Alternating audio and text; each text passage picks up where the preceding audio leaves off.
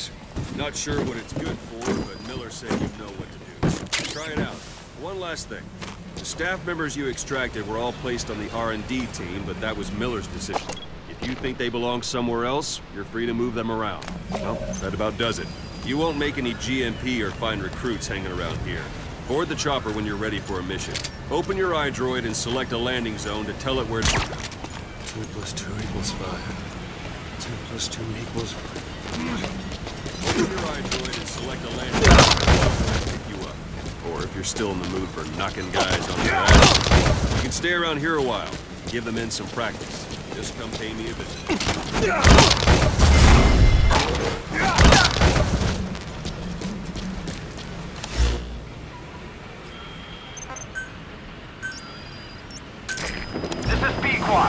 Arriving shortly at LZ.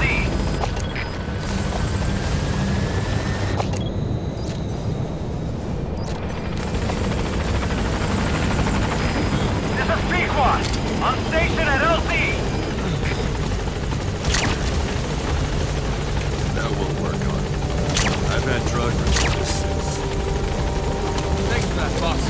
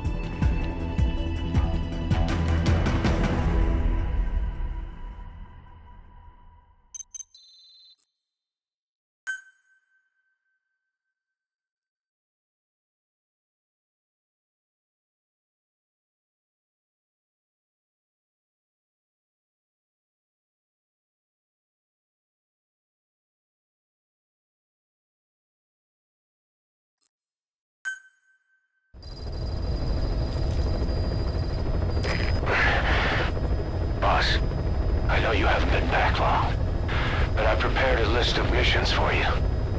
Open your iDroid.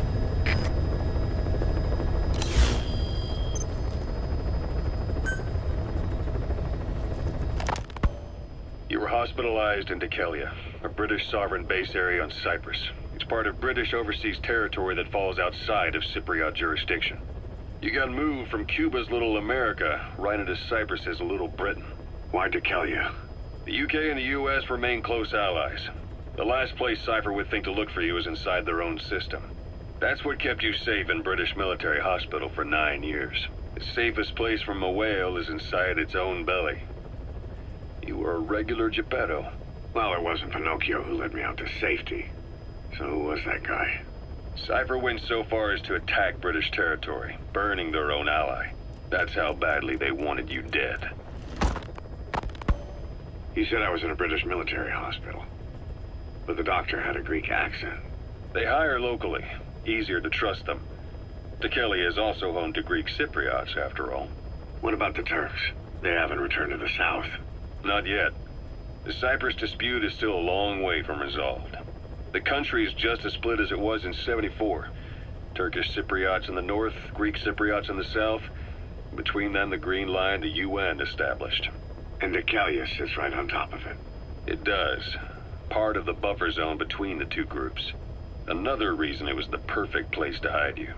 Easy to spot any outsiders snooping around. So how do things stand? Now, last year, the Turks declared that the Turkish Republic of Northern Cyprus is an independent state, though it's only Turkey that recognizes it. In the past, the Greeks and Turks lived side by side in the same villages. There are reasons to fight. Those came from the outside. Greece, Turkey, Britain, America, they all have their own stake in pitting the two sides against each other. But once you spark something like this, it's impossible to control. Both sides build up grudges like debt, without the foresight to see that each act of revenge just fans the flames. And then it's too late for other nations to rush in with peace talks. The embers keep on smoldering. Each nation's arrogance only breeds anarchy. The world is paralyzed by this hunger for revenge. Cyprus is no different.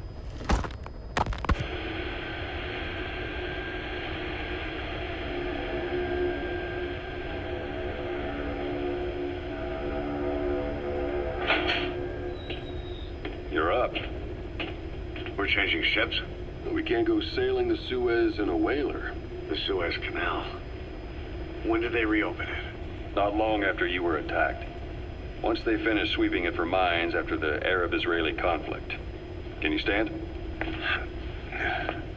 We've got to transfer to a container ship for passage through the Suez. Our destination is Pakistan, Afghanistan's neighbor to the south.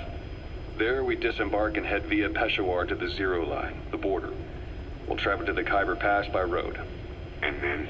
We continue on horseback. Afghanistan's main roads are under Soviet control. We'll need to go around them. It'll be all narrow, winding paths through the mountains. We'll do better on horseback. It's a local guerrilla tactic. They use the higher ridges to avoid air recons. Then they charge down the mountains for ambushes. The Soviets still haven't devised a counter-strategy.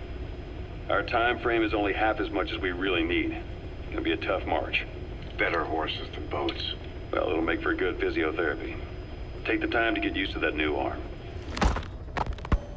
While the Soviets have indicated they are not participating in the Los Angeles Olympics, primarily because the United States has made no attempt to guarantee the safety of the Soviet Union's athletes, the United States is increasingly demonstrating the belief that the issue has nothing to do with its preparations, and in fact this is retaliation for the Western nations' boycott of the previous Moscow Olympics. That concludes today's news. That's quite some news. The Soviet Union not attending the LA Olympics? Yeah. Andropov's death has changed some things. They're calling it revenge for the Western boycott of the Moscow Olympics. Countries boycotted the Moscow Olympics? Yes. In protest of the Soviet Union's invasion of Afghanistan. Over 50 countries were absent. It's too bad I didn't get to see Yamashita's judo. When the 40th Army crossed the Amu River 4 years ago, détente went right out the window. The U.S. Congress chose not to ratify SALT II, and Reagan's hardline politics won in the presidency in a landslide. According to him, the Soviet Union's an evil empire. A second Cold War. And there's been no end to regional conflicts and civil wars. Lebanon, the Falklands, Grenada, Iran, Iraq. The story never changes. Egypt and Israel did sign a peace treaty. But then the driving force on the Egyptian side, President Sadat, was assassinated afterward. Apparently, his actions were considered a betrayal of his fellow Arabs. Islamic extremists? Yes. Fundamentalist extremists have been responsible for some bold acts of terrorism in recent years. We've had extremist students in Iran take U.S. embassy workers hostage, and suicide bombings in Lebanon. Over 300 foreign soldiers stationed there have been killed. But countries have yet to develop an effective means of dealing with terrorism. Afraid of losing their own men, they've pulled their forces out, handing private forces a golden opportunity. Private forces? Small armies with no national affiliation, working for the highest bidder. That's right, they got the idea from you. After Mother Base went down, they began spreading to meet the soaring demand. Miller's organization is just one of many PFs now. The entire world is after you. But at the same time, it needs you too. Miller told me about what happened in the Caribbean 9 years ago. You do remember Miller. You'd formed a private army with him. An army with no allegiance to a nation. I remember, but... I see. You're not sure what's fact and what's a fantasy caused by the coma. It's still all a mess, huh? All I can do is tell you the facts as they were told to me. I've gone easy on you up until now, but this is where the hard stuff begins. 1974, the year before you entered your coma. You were in Colombia, operating with a small unit of men, basically mercenaries. Miller was among them. Miller was trying to find a way to turn his and your talents into a line of work. He was looking to start a business where you would fight on behalf of others around the world, those who needed military force. But the reality was, at that time, you didn't have enough gear to equip your own men. Then Miller came across this client. It was a huge job he was offering, but you had a shot at pulling it off. You accepted it and headed into Costa Rica.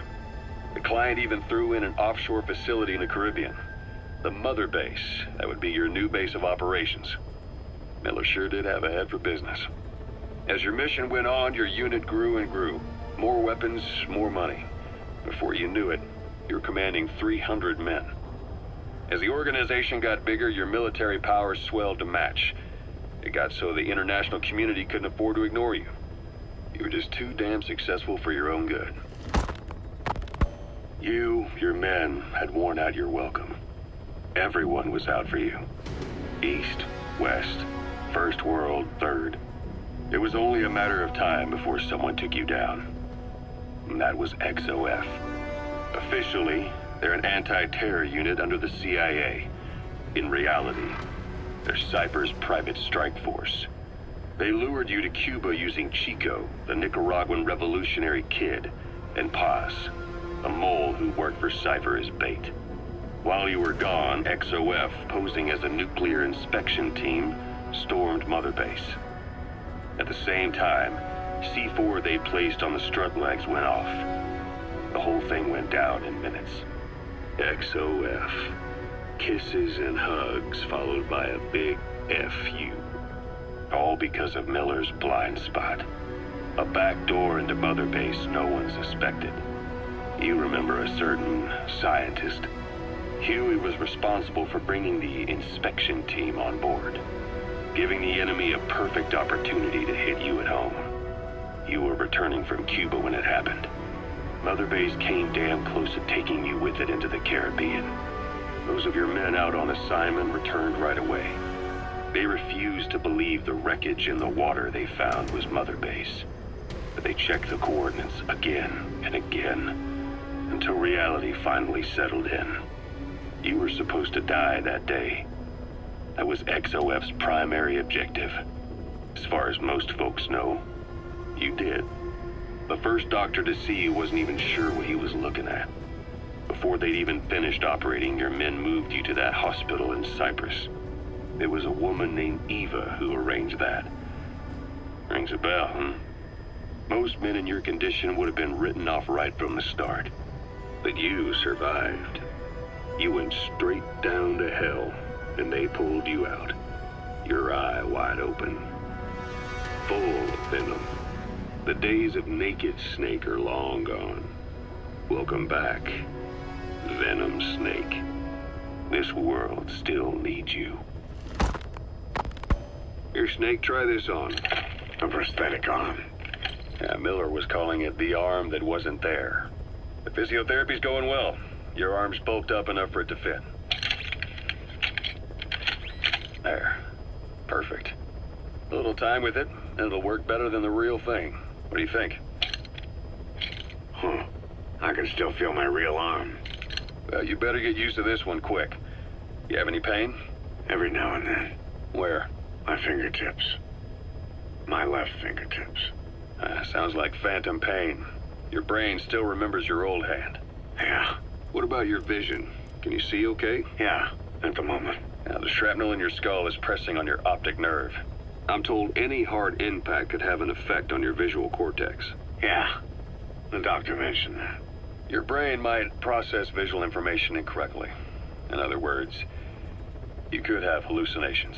You might see things that aren't there, or not see things as they really are. You experience any of that? I think so. When? Right after I wake up. Colors look faded. Colors, huh? Well, that's not a major concern in and of itself, but it could mean the difference between life and death in the field. You'll need to watch out for that. I will. All right. You should continue your physio. We'll be arriving soon. It's the last chance you'll get. Ocelot. I hear they started calling you Shalashaska in Afghanistan. What's that about? You know the term Sharashka? It's slang for a suspicious, hastily thrown together organization. The word became associated with a type of forced labor facility in the Soviet Gulag system. OKB scientists and engineers who'd been convicted of crimes were sent to a Sharashka for forced R&D. The Sharashkas were supervised by Lavrenti Beria of the NKVD, the secret police, under the official name 4th Special Department. Forced research? That's not very different from what we do here. Diamond Dogs is different. Everyone here believes in you. Regardless of where they came from or why they're here, they revere you. And they're fighting because it was their choice. And if it wasn't, they'd leave? Who knows? That's our reality here, whether it's real or not. If there's another truth, I don't want to know it. All that matters is that's the concept that's taken shape in their heads. The traces of a group ideology, our superstructure, to put it in Marxist terms. All right. Go on. Right. So anyway, at some point the enemy started calling me Sharashka.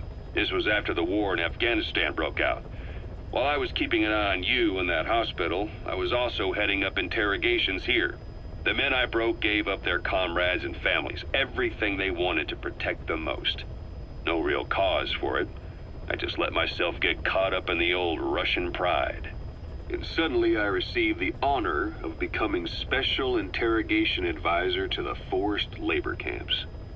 But the more men I interrogated, the more people saw me as just that, the interrogator. It helped cover my real objective of keeping you safe. You went that far for me? Far enough to keep you alive. I ended up being pretty well known among the Afghan guerrillas. Some of them would have seen me on the battlefield, and that's how I got the second half of the name. Shashka. It's a sword, a type of saber from the Caucasus. Russian dragoons and Cossacks carried them into battle.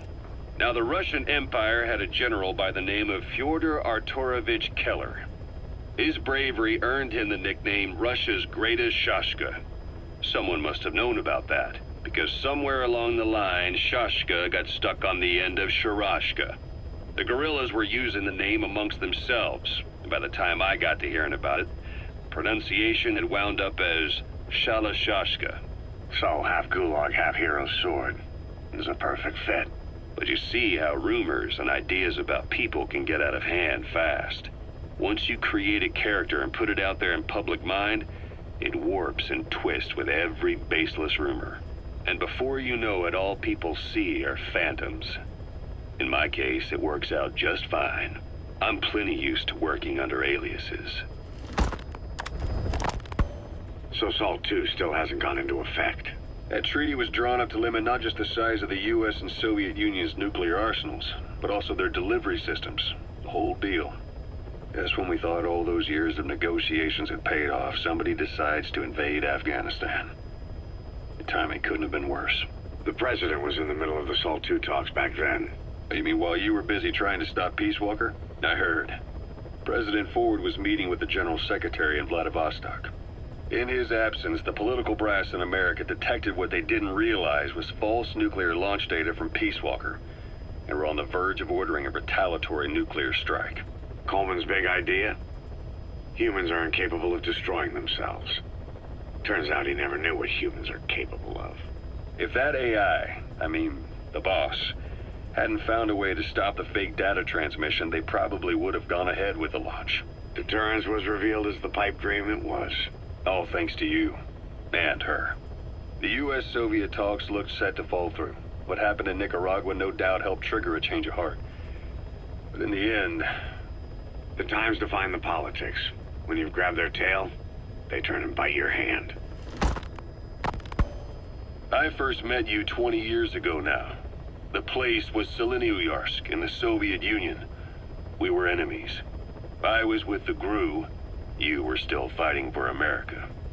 1964. Operation Snake Eater. Its objective? The assassination of the legendary soldier known as the Boss. When you returned home successful, they awarded you the title Big Boss. Your CO, Zero, sought to carry on the boss's will by covertly establishing his own organization. You knew the original members from Operation Snake Eater. From America, there was David O, or as he was to you, Major Zero. Donald Anderson, aka Sigint. Dr. Clark, who went by paramedic during the operation. And the fourth, you.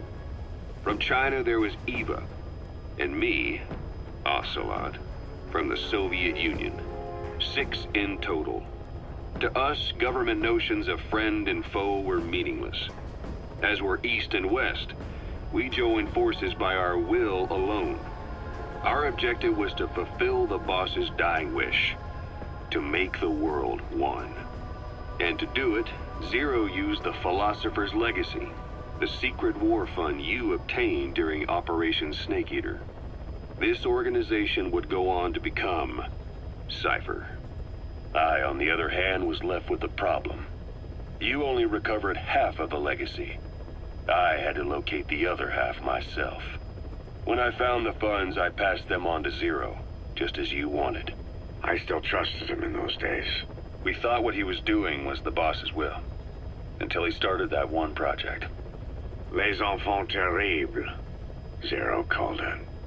You parted ways, as did Eva, leaving only Anderson and Clark still with him. I maintained limited contact, although truth be told, we were just keeping tabs on one another. The reason was always you. After you returned to the Army and created Foxhound, you left America. For a time, even I'd lost track of you. I'd imagine Zero did too. You always were the best when it came to hide and seek. Zero created Cypher, an information network to tap into every corner of the globe. Woven together, Cypher's arteries make the world just one big organism. And that's not all. It also monitors the thorn in Zero's side. That's you, tracking your coordinates wherever you might go. The further you strayed from your roots, the larger Zero became. It's as if he was trying to close the gap between you. But before long, he disappeared from public life. Only a few people had direct contact with him. For a time, I was one of them. Then a year after you fell into your coma, he slipped out of sight entirely. Since then, nothing. No photos, no recordings, not even a reliable rumor as to his whereabouts. I tried every method I could think of, but Zero was gone. Freed of his control, his creation, his power continued to grow.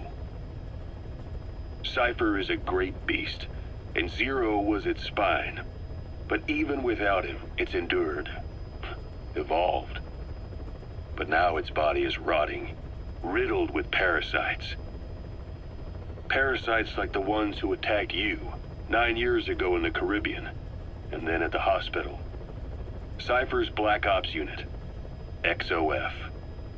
They learned where you were, and came to wipe the slate clean. Christmas Eve, 1979. The Soviet Union rolled into Afghanistan. Muslims had revolted against the Soviet-friendly regime established the year before. The DRA forces could no longer contain it themselves, so the Soviets went in to intervene. The Afghan government was powerless and fraught with infighting. They lost the hearts and minds of the people, and that alarmed the Soviet leadership. With the Islamic Revolution happening in Iran, the Soviets felt they had to act fast or risk the spread of Islamic revivalism. A superpower, sending a motorized rifle division against men on horseback with antique rifles. Everyone thought it'd be over in an instant, only it wasn't. Some Muslims made their fight a jihad, a holy war, and began a guerrilla campaign on all fronts. A war of attrition. These fighters call themselves Mujahideen. They're being supported by the West through Pakistan. That's why Miller was involved.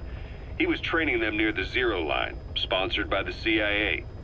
The war has become a nightmare for the Soviet troops stationed here. They thought they'd be headed home in 6 months at the most. Then a year passed. 2 years.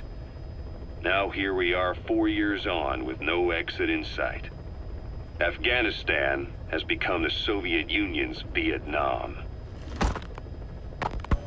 The Soviet troops on the ground want to go home, but at least they have homes to go back to. The Afghans have lost theirs. The Soviets destroy the kishlaks, villages, wherever they can.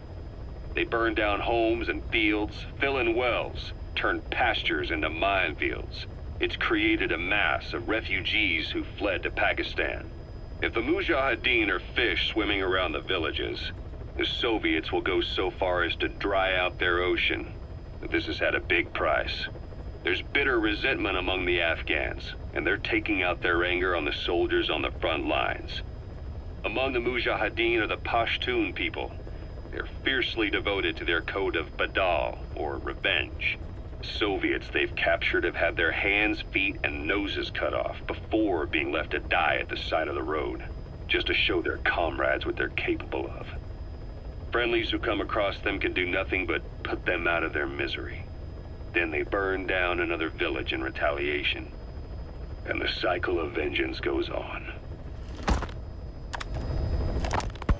Snake, I wanted to ask you about the man on fire. What do you remember from the hospital? Anything we can use? Well, he took off the moment the sprinklers started up. Sprinklers? The fire system? And when he got sprayed with water from the burst pipe, it slowed him down. When we escaped on horseback, he wouldn't cross the river either. And then it started to rain. And he disappeared.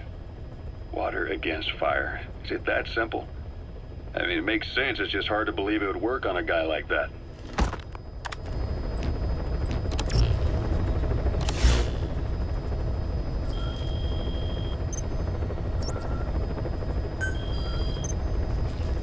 I've taken the job offers Diamond Dogs has received and made a list of those I want you to consider. Which ones you accept is your call. The objectives of the missions I've added are prisoner rescue, facility sabotage, and high-value target elimination. Probably all a walk in the park for you, but they should help you get back on your feet.